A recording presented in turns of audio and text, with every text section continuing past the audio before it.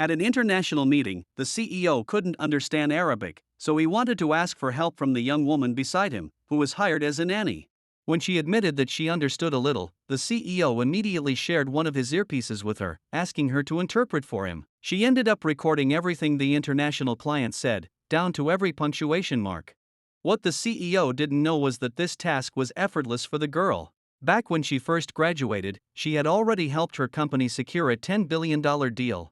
Every company she later joined became successful with her help.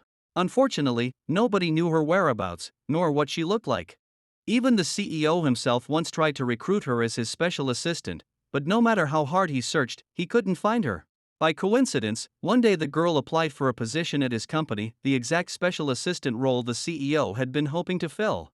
However, due to a mistake by the HR director, she was mistaken for someone applying to be the CEO's nanny. At that point, the HR director had no choice but to proceed with interviewing her. When the girl realized they were trying to hire her as a nanny, she was furious. But then again, who would turn down money? Soon, she was dressed in a nanny's uniform and sent to the CEO's home.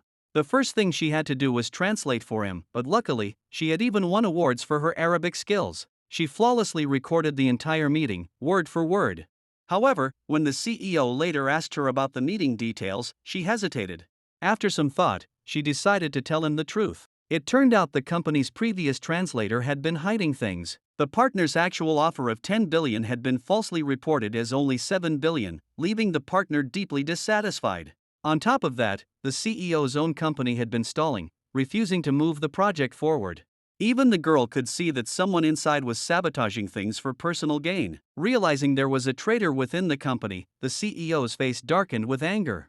He immediately called his secretary, instructing them to prepare for his sudden return to headquarters later that afternoon. He planned a surprise visit to catch the mole off guard. He wanted to see exactly who dared to betray him right under his nose. Hearing that the CEO would be away, the girl was excited, thinking she would finally get some free time.